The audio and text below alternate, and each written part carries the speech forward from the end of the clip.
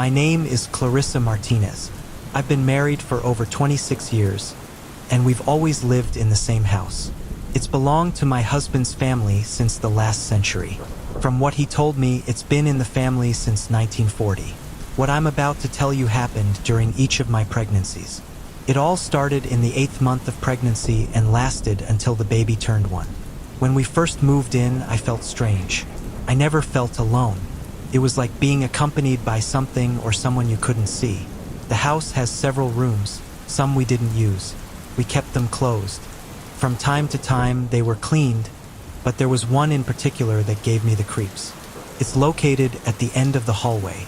Even now, it still gives me the same feeling.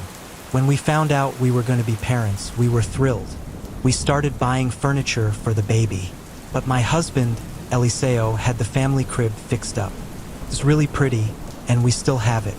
As I told you, it all started in the 8th month of pregnancy. Eliseo traveled a lot for work.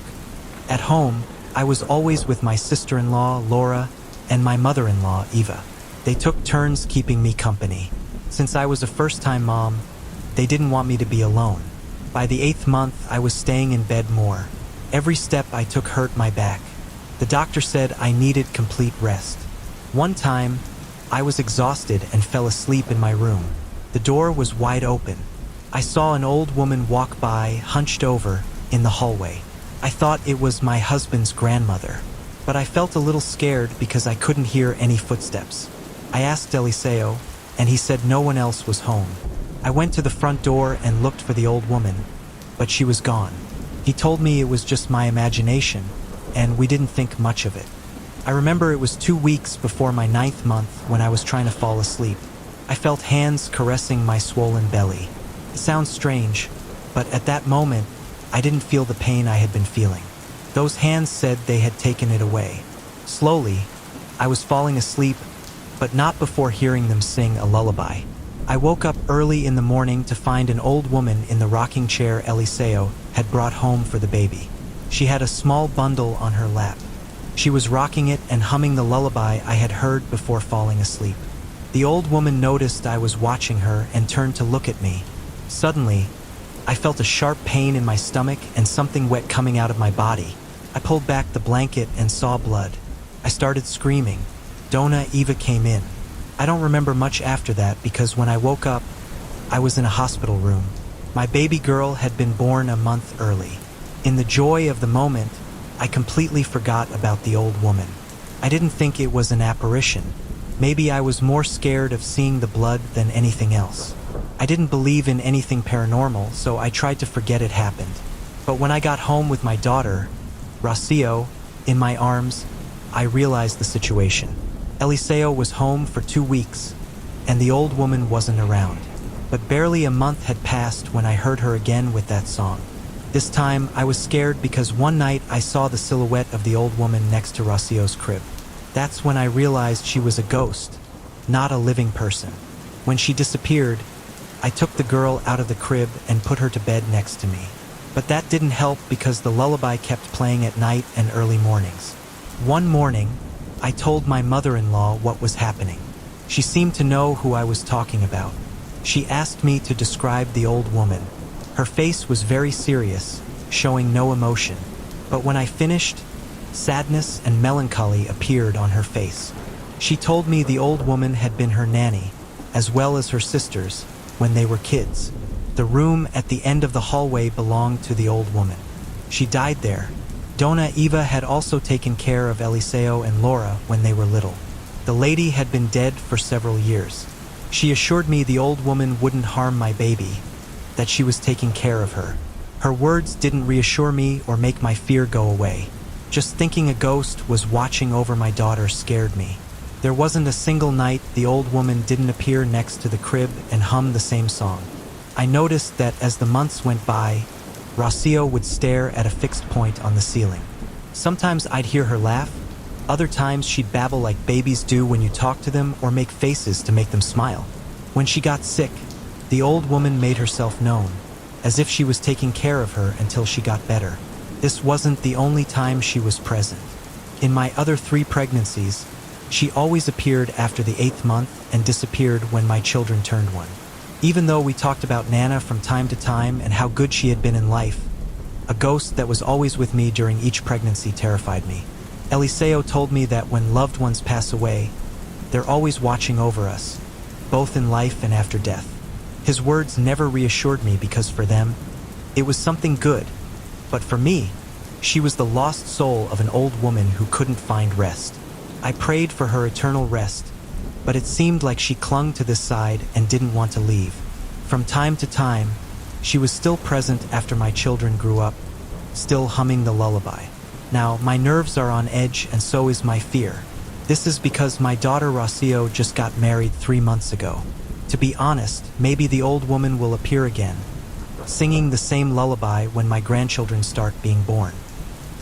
If you're enjoying the video, please subscribe the channel for future videos and like and share with your friends.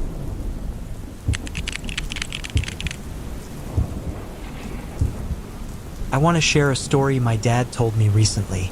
He's 70 now and senile dementia has taken over. So one time when I was helping him take a bath, he relaxed and started talking. He told me about his grandfather, Julian. His mental degeneration sometimes confused me with his father, who was also named Alberto. When he was telling me this story, Julian spoke as if in confidence, so I wouldn't send him back to the town where his grandparents lived. I have to tell you this to get it off my chest because it's a horrendous story. I wouldn't want anyone to go through it again, and I don't dare tell it to anyone else in my family. About 60 years ago, in a small town called Yucatan, lived 2 old people named Carlos and Julia. They were my dad's grandparents. In that community, they were known for their bad temper. It was like they took pride in it. They had animals that they mistreated. The dogs were terrified of them, as were the other townsfolk. So few dared to even mention anything they were doing wrong. The lady, Julia, had a horrible character. It seemed like she didn't want to have children or be in the house. According to rumors, the man, Carlos, had stolen her from a neighboring ranch. From the first day, she had tried to escape. But those were different times. When she got away, her own relatives returned her. She had no choice but to resign herself to being with him for the rest of her days. But that didn't mean she was going to do it in a good way. The man was a scoundrel, known for being a drinker and a gambler. People said he had stolen everything he had, including his wife. So no one wanted to make deals with him. But since he always threatened them with the guns he carried, many times people bought milk, cheese, eggs, or bread that was produced in the house. In that environment, my dad grew up. So the last thing he wanted was to return to that devilish town. After going to Mexico City to work as a translator for a foreign dignitary, his wife died giving birth to their 3rd child. This left my dad, Julian, and his sister Lorena in the care of their grandparents. At that time, Julian was about 10 years old, and his sister was 8. Their father had to go on a trip with the man. He had no choice but to leave the children with their grandparents, the only relatives in the country at that time. They moved with small suitcases, a kiss on the forehead, and the nervous promise from their father to return as soon as possible. He told them to hang on, that it would only be 3 weeks. Alberto didn't think his own parents were so cruel to their grandchildren.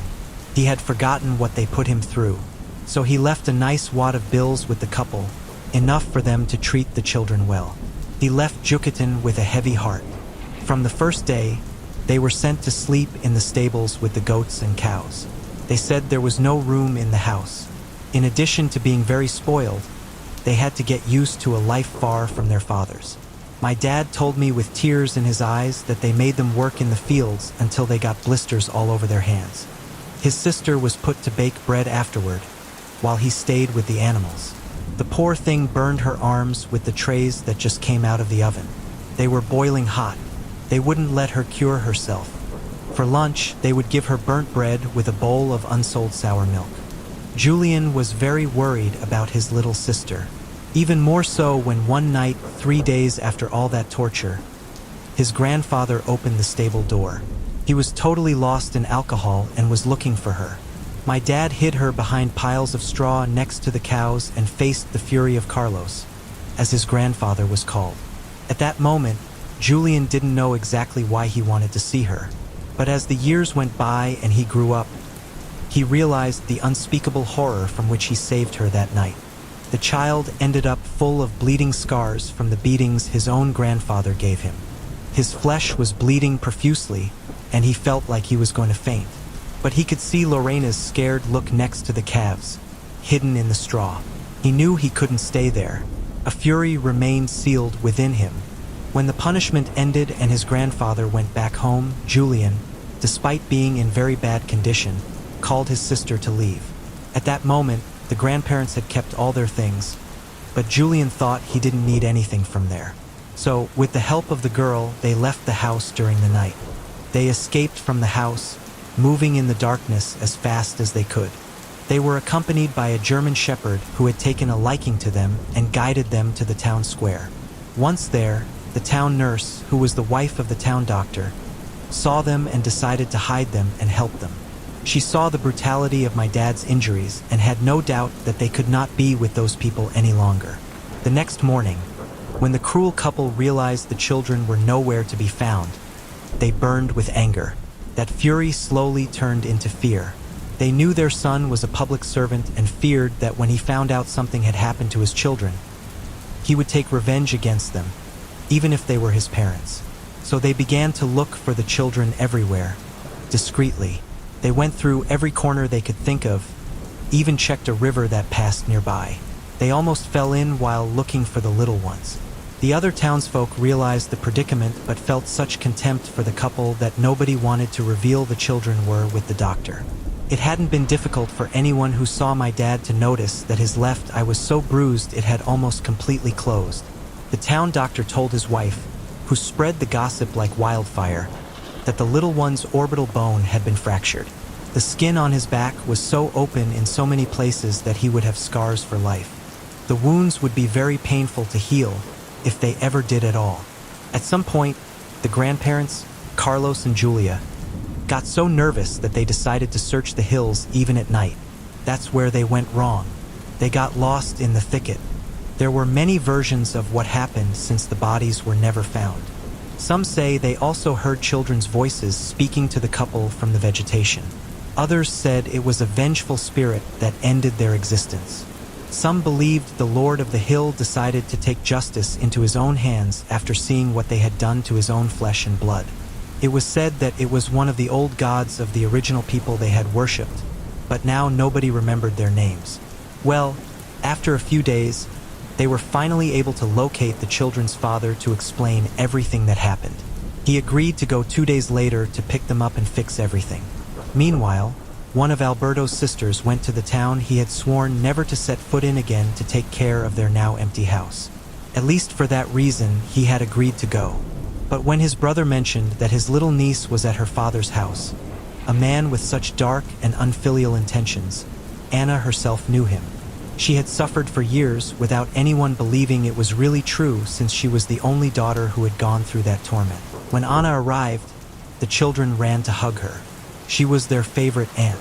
They would stay at the ranch until Alberto arrived. Meanwhile, they took care of the animals and ate as much as they wanted. In fact, Julian even said those were the most beautiful days he had in his life. Of course, not everything could be rosy. One of the things that scared him the most was that one night before his father arrived, Anna got out of bed. Everyone was in the same room to protect themselves from anything because she had heard her father's screams. Julian says his aunt became pale, as if someone had put a hot iron to her feet when she recognized the sound of her father's voice. It was noticeable that an unattainable fury shone in her eyes. She immediately grabbed a machete that she had placed next to the bed. She was a tall and strong woman. The dress she was wearing waved in the night air. She carried a gasoline lamp to light up the deep darkness of the town. My dad asked to accompany her, and she said yes, but he had to stay behind. They locked Lorena in the room and went out with the dog to the main patio where the animal pens were. My dad mentioned that the German shepherd was walking with her ears pricked up. They moved forward, looking for the presence that was shouting the children's names, until the little dog started barking like crazy in the direction of the hill. Even the animals in the pens started to get restless. It seemed like they were about to kick their way out of their pens. Anna was so nervous that she shouted for anyone who was there to come forward or she was going to attack. She didn't have a firearm, but at least they could have a little advantage by knowing what they were facing. Then my dad's memories become complex. He says that he himself saw his two grandparents running out from between the plants with a look full of terror. Their faces had scratches on the sides of their cheeks, as if something had fed on them. In some areas, even bones were exposed. Their arms were in no better condition. It seemed like a wild entity had attacked them. Their clothes were totally torn, and they were shouting the names of the grandchildren like crazy. It was then that Anna prepared herself with a machete to receive them. She told Julian to go back to the house to protect his little sister, but he didn't want to take a step. Just like the dog that was barking like crazy, he needed to face those beings that had done so many horrible things to him. His aunt yelled at them not to take another step or she would start slashing at them. But both characters did not stop advancing. When they finally got close enough to see the details of their bodies, they both realized that the grandparents did not have feet. They were only the stumps of their calves, advancing against nothing since they floated at the height where the feet should be. It was at that moment that the aunt began to scream like crazy. The dog was barking, and Julian could not think of anything better than to take the machete from Anna's hands and give the couple 2 cuts. With that action, the entities vanished in a pile of fog above them, as if they had never been there before. After that episode of horror, Anna collapsed on her legs and hugged my dad with all her might. They then entered the house. I wouldn't know anything more about that pair of old people, at least nothing that could harm them. A few hours after dawn, Alberto arrived. Upon finding out everything, he immediately looked for a buyer for the property, saying he couldn't stay there a second longer. So the first man who offered an amount for the ranch kept everything, including the animals, except for the dog that my dad wanted to take back home. The dog lived for about 20 years. They got angry when one of the members of the couple's nuclear family returned to Yucatan. But according to some cousins who lived in the surrounding areas, a legend soon spread. It said that in the hills around the town, a pair of old people appeared, screaming as if terrified. If you met them, you realized that they were the putrefied bodies of those people, wandering forever in the world of the spirits for all the sins committed in life. The ranch was left uninhabited. After a while, it was said that it was bewitched, and the spirits there were quite annoying. So no one wanted to use it for anything, and little by little it began to decline. I have no intention of going to that place, much less after what my father told me. I only hope that this story serves as a warning for people to think before hurting children who can't defend themselves, or that it gives courage to someone who finds themselves in trouble to get out of the situation and look for a hand that can help them.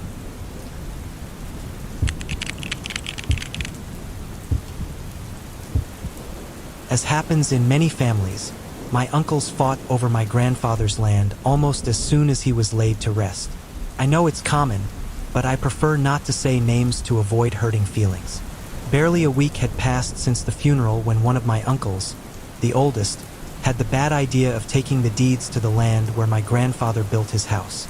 He then went quickly to a corrupt notary who left everything in his name. It was a very selfish move. Not even my mother or his brothers had recovered from the blow of losing a family member when they had already been stripped of everything. There was a will, but with the move that uncle made, it was likely that they would have to do a lot of research before even being able to verify that the house was part of an inheritance that was supposed to be shared equally among them. My grandmother had died at least 10 years before, so fortunately, she didn't see the mess her son was making. I didn't personally see everything that happened, but one of the daughters of that man, who turned out to be the most noble of that bunch, and who still spoke to him, told us what happened.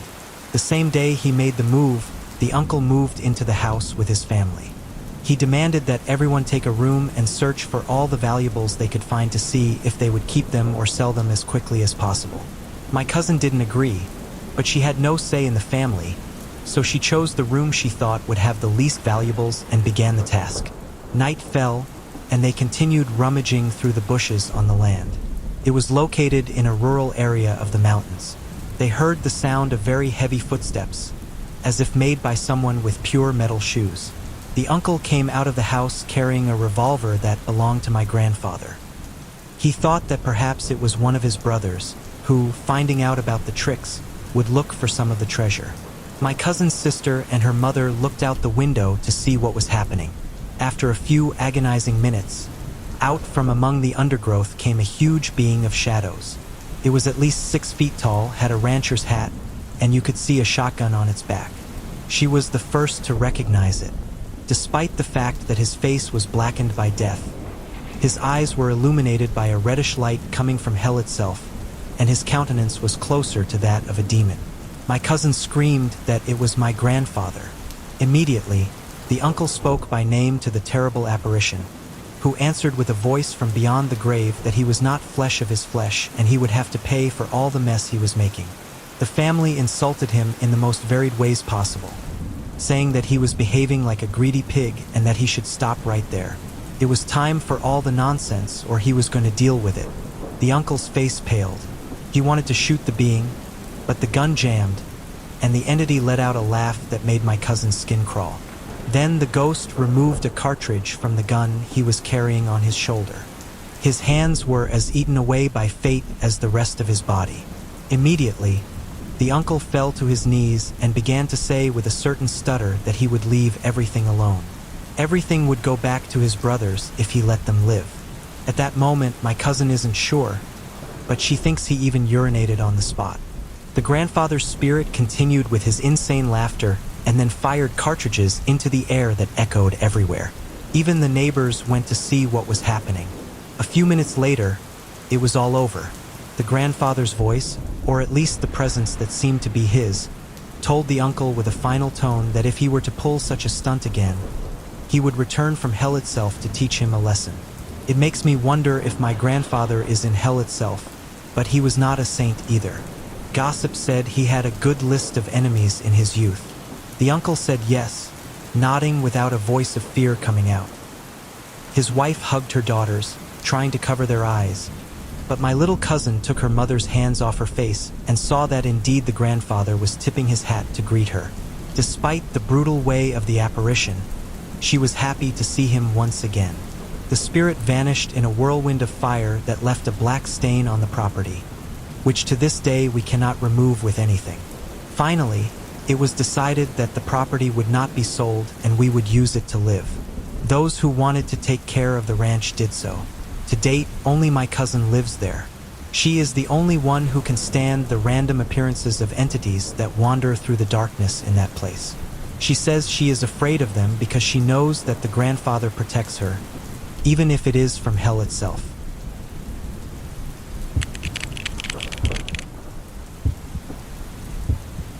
I'd like to tell you about a story that happened to all of us in the family, or at least to my cousins and me. This started about 30 years ago when my grandmother passed away. She died of natural causes. In fact, we couldn't have imagined all that would happen next. We found her one morning, calm and with her eyes closed, as if she were sleeping. The only difference was that her skin had that sepulchral cold typical of those who are no longer in this world. We carried out the funeral without any incident. I remember that at that time I was barely 5 or 6 years old. Although I don't remember most of what happened, that part is engraved in my memory. I think it was the day after the funeral. They had already buried the nanny. They took me to the mass.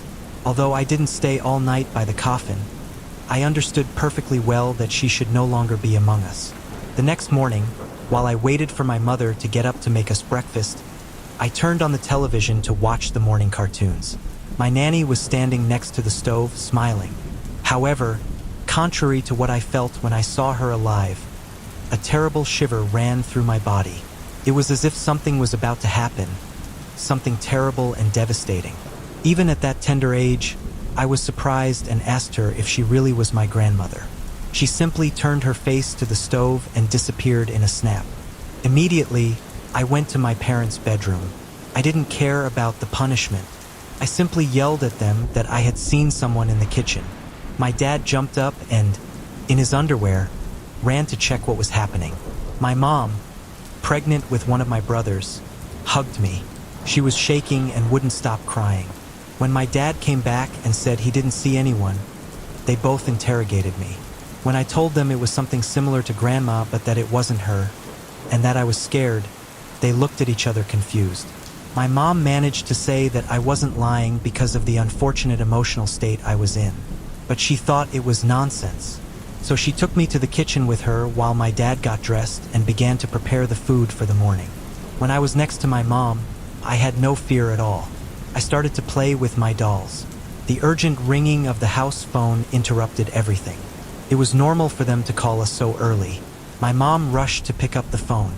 On the other side, she heard my aunt crying her eyes out because the nanny had appeared to her. Not long after she calmed her down, she invited her to come to our house to talk more about the matter.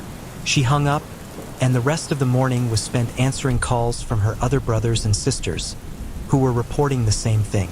My dad had to finish cooking breakfast. They truly wouldn't stop calling over and over again. The uncles, who were 4, 2 men and 2 women, in addition to my mom, were telling the same story as their children. They had seen the nanny in the kitchen, but unlike the love her presence inspired in life, none of us wanted to get close to the being for fear of what it could do to us. It was a warning that she had told us. Although she had the form of my grandmother, she wasn't even close to being one. While everyone was sitting at the table, arguing with coffee and cookies about the possible causes of why she should be presenting herself before us, we felt a horrible tremor in the ground and heard an explosion in the distance. At that moment, we were 5 cousins in total, all children. Our uncles and their partners hugged us to protect us. When we noticed that no one had been hurt, the men of the house went out to see what was happening. We observed the destruction of the streets due to the explosion on April 22nd in the city of Guadalajara. It turned out that the houses of my uncles and aunts, who lived a few blocks from us, were properties that had succumbed to the catastrophe. My mom broke down completely when she saw this and began to cry inconsolably. She had no explanation of how or what it was. The nanny had finally given them the final warning before everything blew to pieces. If they hadn't met that morning, only my mom would have survived the catastrophe. The impact of what was happening was so great that my little brother, who was scheduled to be born 15 days later, began to want to come into the world. My mom went into labor. As you can imagine, all the health services were overwhelmed, so the women of the house helped her give birth right there. I don't remember this part well, but it seems to me that even at that moment we could feel the presence of the Nana, helping as she could. They stayed a long time in our house until they were able to recover. Somehow, the land became theirs again, and they had the resources to build the houses. After that occasion, I have never felt the presence of my grandmother again. But one of my cousins said that she appeared to him just before his dad got on a plane. His family was already in the United States. It turned out that his father had to take a trip on the same flight that ended up crashing into the towers. Thanks to the fact that my cousin started the worst tantrum he could, they avoided the misfortune. Thanks to the nanny.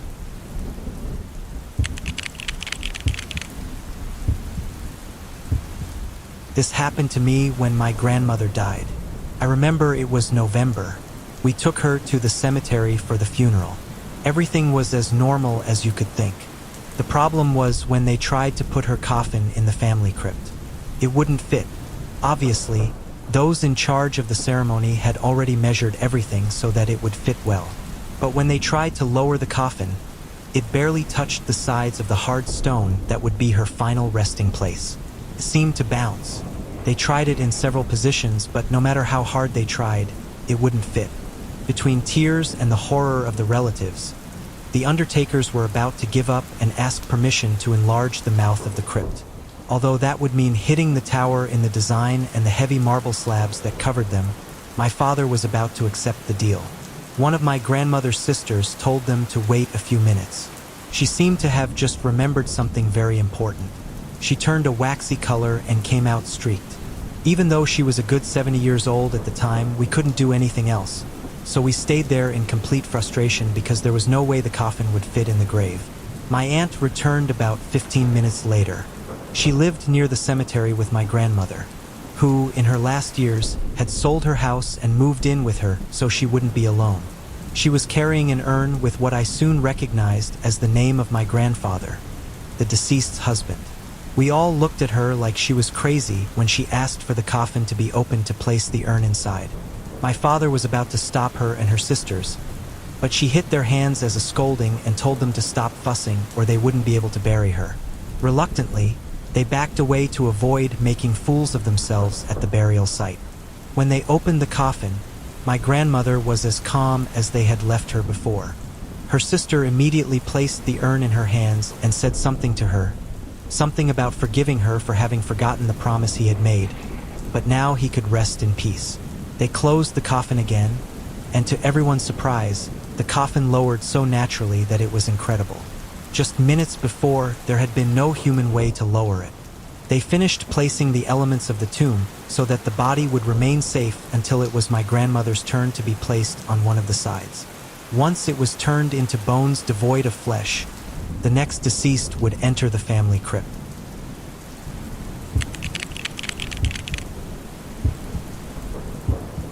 I want to tell you about a strange event that happened in my family's house. Like many Latinos, despite the fact that each of the children was able to get a home, the structure where my mother and her siblings grew up is still in the possession of the heirs. It's a huge construction with stone finishes that gives an idea of the fortune the family once had. Not that they haven't tried to sell it, but every time they even think about it, something strange happens with the images that hang in that century-old home. In the living room and hallways hang several paintings of all my ancestors, who look at you with eyes made of strokes. The last to be added have been those of my grandparents, both of whom have passed away. They have been placed in the entrance, as is tradition. When my uncles have even mentioned the subject of selling that family home, because it wouldn't be bad money and not enough people live inside anymore to justify the maintenance of all the rooms, the portrait of my grandmother jumps out of place with fury. On one occasion, it almost fell on the head of one of my uncles, giving a good blow to my mother's arm. Although at first it only caused a bruise, it's still strange that it went flying, especially when it's a fairly large piece that required two very strong workers to put it in its place. In addition to that, what could be seen as a coincidence, for the nights that followed, right below that painting appeared a shadow that screamed angrily. You couldn't understand the words, but you could understand the tone of anger that resonated throughout all the rooms where the rest of the occupants slept. Once, my mother decided to go to that place in the morning and assured my grandmother that they were not going to sell the property. After that, my father wanted to call a priest to bless the painting, but that instead of making everything end up irritating my grandmother a lot. She was not a fan of the Catholic religion. The following evenings, they heard her footsteps and voices throughout the house. In addition to that, during the day, you could have the impression that someone was whispering things behind the empty doors of that home. Once again, my mother went to talk to the portrait, and later we were able to rest. But the paranormal experiences we have lived in this address did not stop. Even my mother had to go talk to the portrait first when some remodeling was going to be done at home, so that the spirits that inhabit those walls would remain calm while the work was being carried out. I don't know what will happen once the next generation is in charge of that home, but it seems to me that we cannot get any economic benefit from it either. What do you think about these stories of our grandparents who, many times after death, want to come back to us and leave us with a warning?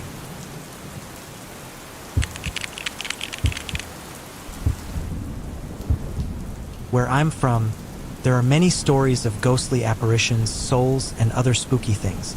Most of them are just stories to entertain, some are outright false, and others are exaggerated versions of real events. But there are a few stories that are real, maybe more real than anything else, and for that reason they are full of details. There are also events that make you realize deep down that what you just heard is more than just a horror story. And it is one of those stories that I want to share with you. How do I know it's real? Because it happened to me. Nobody told me this story. I was born on a ranch in the state of Jalisco, near Ocotlan. Being more specific would be dangerous. The protagonist of the story is my own father.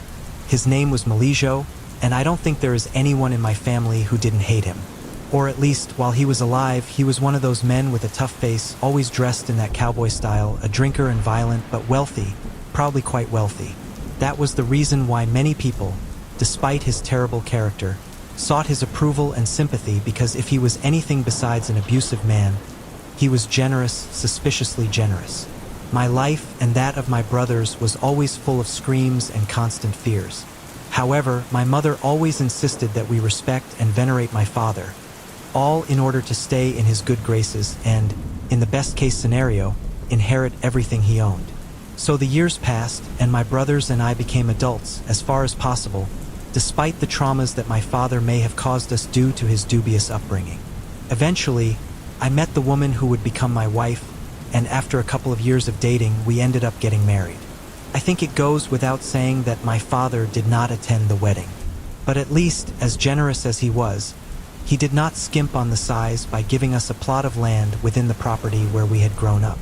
Outside of the bad relationship I had with him, the truth is that I loved living there, and it was a pleasant surprise to know that at least for much longer, I was going to be able to continue enjoying the landscapes and the local people. After a couple of years, my wife and I finally had a couple of children. I tried to a certain extent to take him to visit his grandfather so that he would at least have the affection of his grandchildren because, despite what my brothers and I did, the truth is that we didn't feel anything for my father other than a kind of respect very different from the love that a son has for a father. But my father never abandoned his sour and unfriendly attitude. Things went as I have described them until now for decades, until one June, on Father's Day, he decided to break his own record in terms of excesses. He felt indestructible, or who knows what was going through his head. But that day, while he was driving a new truck that he had bought on a whim, wanting to feel young again, or at least that's what I imagined because we couldn't ask him anymore, he decided to play races against death, but he lost. When he crashed head-on into a trailer at about 160 kilometers per hour, the truck split in half and my father's body. Well, they say that by luck they found his boots, and that was the only recognizable thing. We buried him after a couple of months. When we thought we had gotten over his death and everyone was moving on with their lives relatively normally, strange things began to happen. In the room where my dad slept, because obviously, as you can imagine, my mother no longer slept with him, we began to notice a kind of sinking above his bed around 9 or 10 at night, the time when my father usually went to bed.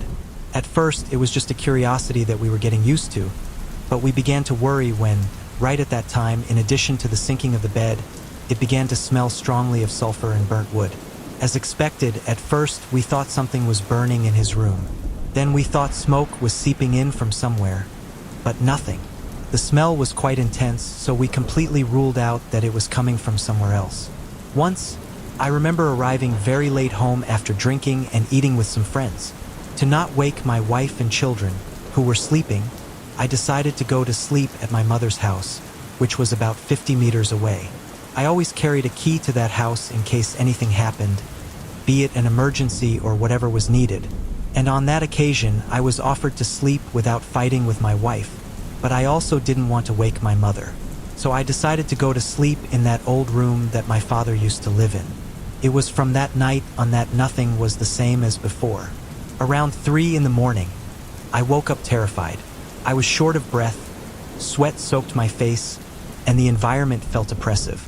A panic like I had never felt before invaded me from head to toe. I looked around in the darkness, looking for the lamp on the nightstand that my father always used for his readings before sleeping. But no matter how much my hands tried, I couldn't find it.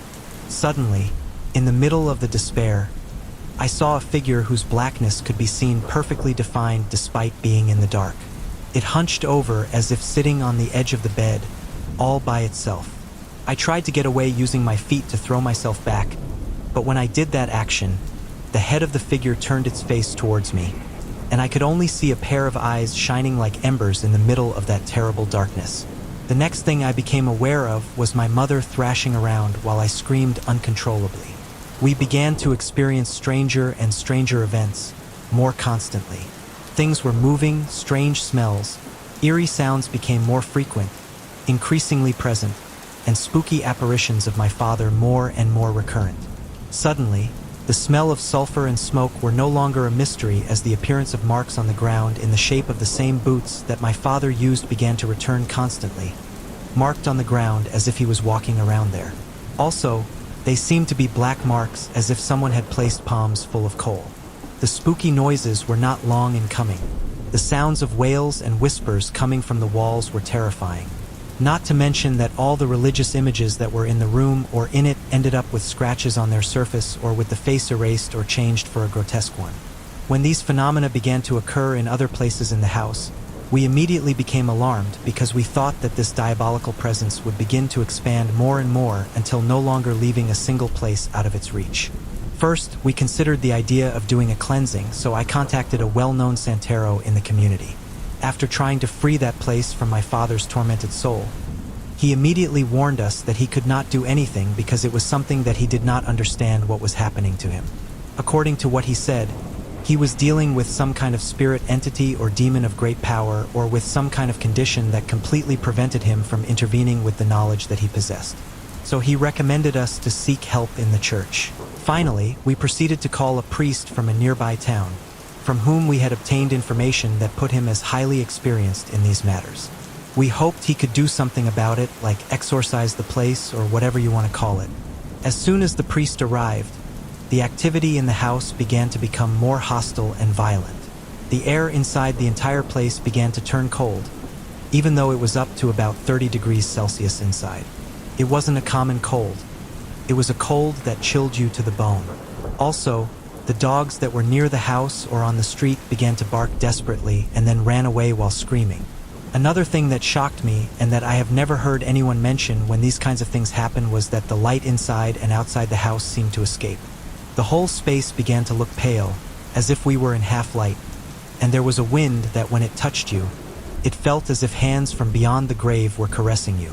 I was shocked by the serenity with which that priest performed his rituals.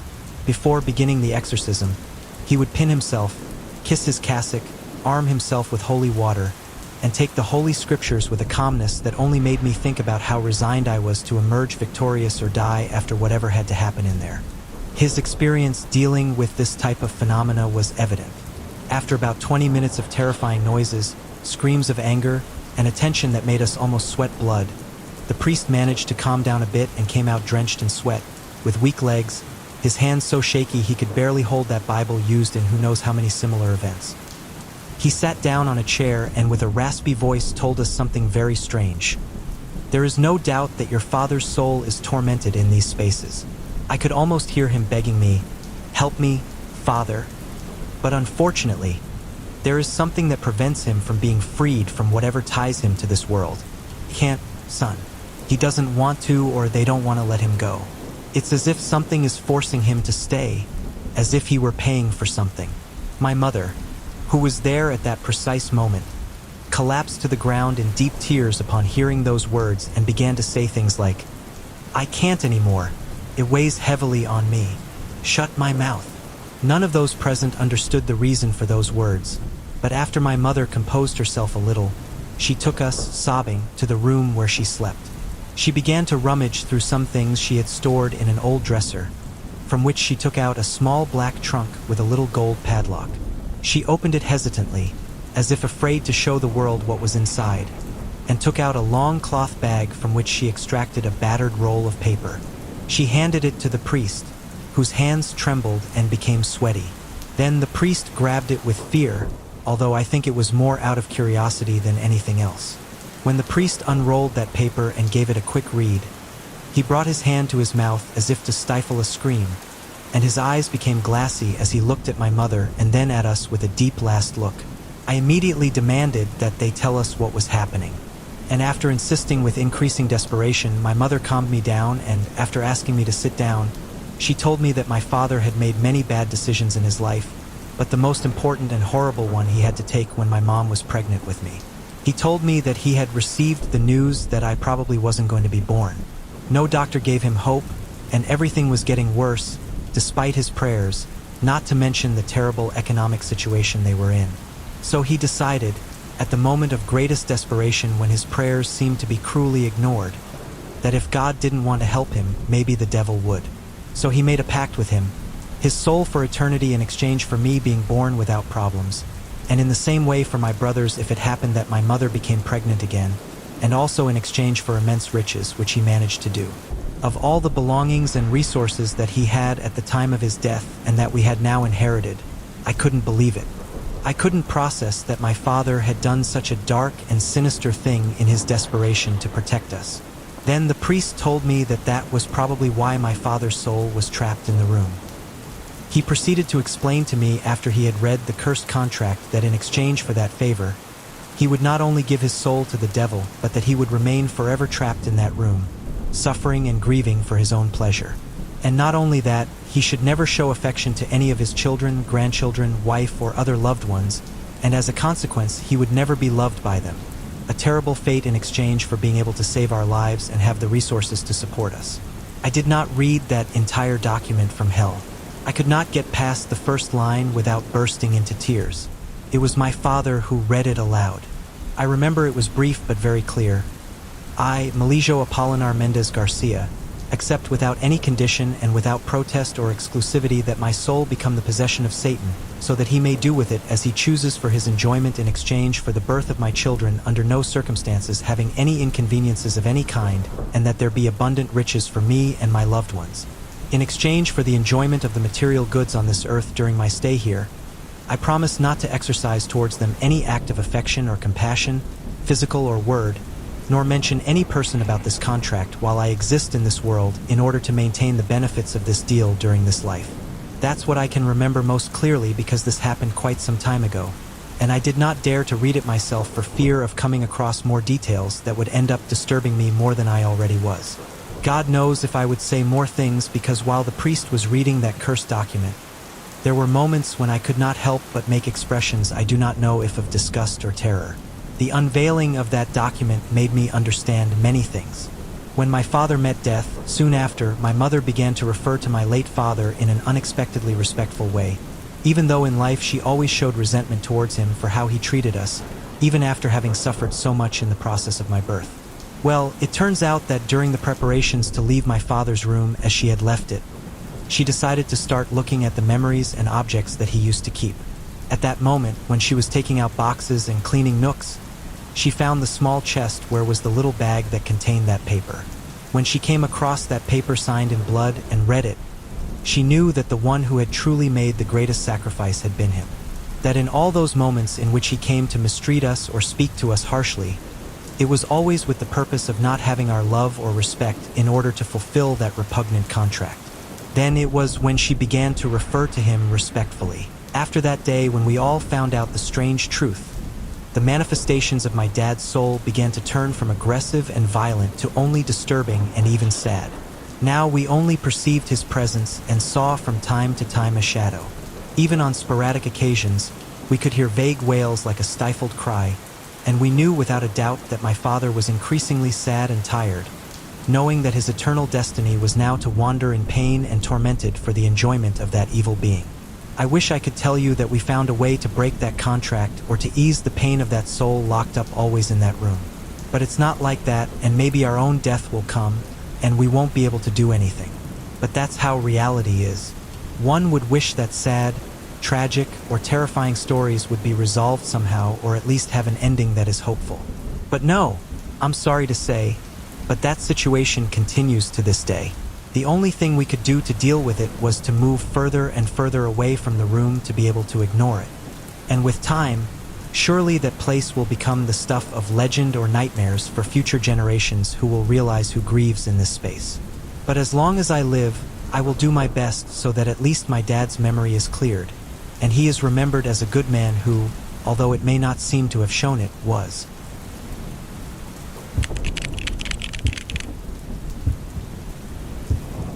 My dad always told me stories about his hometown. He was originally from a small town in Texas called Sweetwater. He said that in those parts there were a lot of spooky apparitions. Many souls were in pain because they had hidden their gold in life, and when someone found it, they started to grieve. They felt like it had been stolen from them. My name is Jake Anderson. I live in Austin, Texas now. Sometimes I go visit the graves of my parents and other relatives.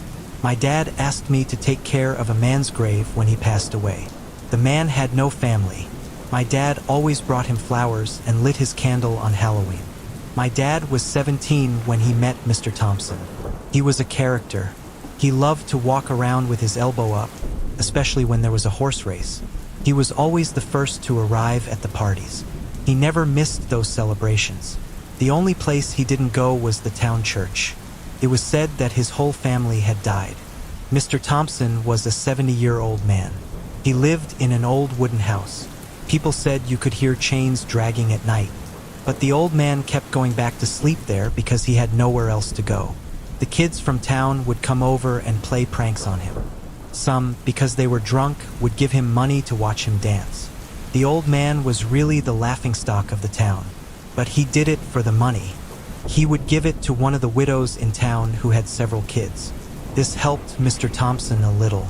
He was seen spending a few gold coins in the town saloon.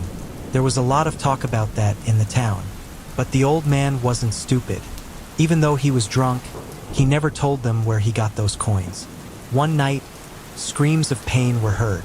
No one wanted to go find out what was happening. Many said that Mr. Thompson had had one too many drinks. That's why he was screaming in a terrifying way. Maybe he was remembering his family and the loneliness he felt. The next morning, they found the old man dead. His clothes were torn, and he had scratches on his face and body. No one cared to know who did it. Everyone looked like vultures, waiting to get their hands on the old man's coins.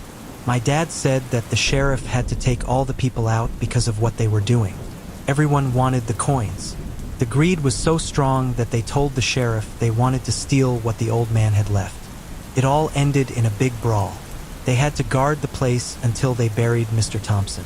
After burying him, many tried to find the coins. They had no success. Men and women with picks and shovels destroyed what was once the home of old Thompson. They knocked down some wooden walls, thinking he had hidden the coins there. They also made holes in the ground inside and outside the house. But no one found anything. The authorities could do nothing. They watched from across the street as the people destroyed everything. The hammers were tied. They went to the grave and removed the remains of the body. It was wrapped in a mat, but they found nothing. My dad told me that when they removed Mr. Thompson's body, that's when he began to appear. On the roads and in the houses of those who disturbed his eternal rest. In the town for 3 months, there was a little dead person. They related them to what happened to the old man. I'll tell you why. The first appearance of the old man was at one of the busiest dances at that time. People from the surrounding area always arrived for that celebration. After midnight, Mr. Roberts and his family headed to their house. They lived a few miles outside of town. Lit by the dim light from the streetlights, they went down the road. Suddenly, they began to hear footsteps behind them. They thought maybe a neighbor was heading in the same direction. They stopped to wait, but when they stopped, the other footsteps stopped too. This made the women a little nervous, so they quickened their pace to get to their house. Further down the road, a man came out, but no matter how hard they tried to catch him, they couldn't. In one of the streetlights, the man lit up. They realized it was the same clothes as Mr. Thompson. A few meters ahead, in another streetlight, he disappeared before their eyes. Mr. Roberts quickened his pace again, leaving the 3 women behind. Fear made him foolish. He ran into the woods.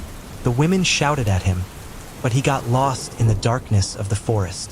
They didn't understand Mr. Roberts' attitude, so they returned alone to their house. The next morning, they realized he hadn't arrived. They asked for help to look for him. They found him lifeless near some oak trees. He was in a position like a deceased person is buried, and in his eyes 2 coins just like the ones Thompson had. It was the payment to the boatman to take him to the other side. The next day, the bartender was about to close the establishment. There were still 2 customers inside. One was lying on the table. When the bartender told them it was time to close, August went to the exit. When the bartender realized the other guy wasn't moving, he tried to get him out. But according to August, the bartender began to scream desperately. He saw that it was the spirit of Thompson who had manifested himself. August, upon seeing that specter, fainted. My dad said that in the morning, many gathered at the entrance of the saloon. They had found the bartender lifeless, just like they had found Mr. Roberts. With what August had said, it began to be said that the soul of Mr. Thompson had no rest. His gold had been stolen, and his eternal rest disturbed. Those who had destroyed Mr. Thompson's wooden house began to feel fear. The tormented soul of the old man did the same thing to them as he did to Mr. Roberts and the bartender. In the town for a while, the screams of pain were heard again inside what remained of the wooden house. My dad's grandfather told them that soon they would know who, apart from those 2 men, had killed poor Thompson. They were trying to take his coins when he was alive. Almost approaching the date, Mr. Bailey looked nervous. When the dogs saw him, they howled, foreshadowing the death of that man. But according to my dad, that man didn't wait for Mr. Thompson to make him pay for what he did. Mr. Bailey's relatives found him hanged from one of the trees at the end of the patio. In one of his hands, they found 2 gold coins. My dad said that no one else continued looking for Mr. Thompson's coins. But according to him, a teenager found them and ordered a decent grave to be built for the old man. Every time my dad told me that story, he always played with a gold coin, tossing it in his hand.